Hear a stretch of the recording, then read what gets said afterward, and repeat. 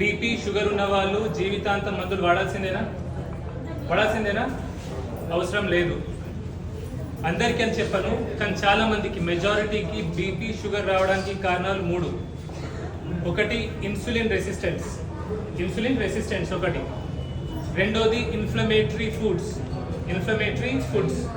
మూడోది inactivity. Insulin resistance అంటే ఎప్పుడు వస్తుంది? మనం ఎక్కువ కార్బోహైడ్రేట్స్ తింటే, ఎక్కువ సార్లు తింటే ఇన్సులిన్ రెసిస్టెన్స్ వస్తుంది. సో ఇన్సులిన్ రెసిస్టెన్స్ తగ్గాలంటే ఏం చేయాలా? కార్బోహైడ్రేట్స్ తక్కువ తినాలా, తక్కువ సార్లు తినాలా. ఒకటి. ఇన్ఫ్లమేటరీ ఫుడ్స్ అంటే ఏంటి?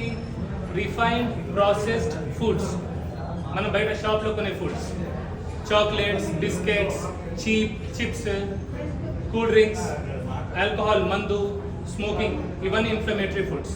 సో ఇవి బంద్ పెడితే బీపీ షుగర్ కంట్రోల్ అవుతుంది. మూడోది ఇన్యాక్టివిటీ అంటే మనం ఏం పని చేయట్లేదు, ఎక్సర్సైజ్ చేయట్లేదు.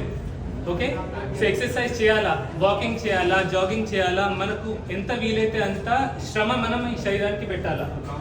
సో ఇవి చేస్తే, ఈ లైఫ్ స్టైల్ మోడిఫికేషన్ చేసుకుంటే, చాలా మంది షుగర్లో ఇన్సులిన్ మీద ఉన్న వాళ్ళు టాబ్లెట్ మీద రావడం నేను చూసిన, టాబ్లెట్ ఉన్న వాళ్ళు టాబ్లెట్ బంద్ పెట్టి కూడా బీపీ షుగర్ కంట్రోల్ చేసుకోవడం నేను చూసిన. ఇప్పుడు నేను చూసినా అని అందరు రాకండి. మీ షుగర్ డాక్టర్ ఉంటారు, మీ పర్సనల్ డాక్టర్స్ ఉంటారు, వాళ్ళ దగ్గరికి వెళ్ళండి. ఎందుకంటే secondary hyper tension, type 1 diabetes అన్ని వాళ్ళకి మీ హిస్టరీ తెలుస్తుంది. సో అందుకే వాళ్ళ దగ్గర వెళ్ళి మీరు అడిగితే వాళ్ళు ఖచ్చితంగా మీకు proper diet plan, life style అంతా చెప్తారు. ఒకటి, యంగ్ వయసులో, చిన్న వయసులో నాకు బీపీ వచ్చిందని, షుగర్ వచ్చిందని టెన్షన్ పడొద్దు. దేవుడు మనకు నచ్చింది మనకి ఇయ్యడు, మనకి ఏది మంచిదో అది ఖచ్చితంగా మనకి ఇస్తాడు. ఓకే, సో ఇప్పుడు మనకు బీపీ షుగర్ వచ్చింది కాబట్టి మనం ఏం చేస్తాం? బాగా జాగ్రత్తగా ఉంటాం.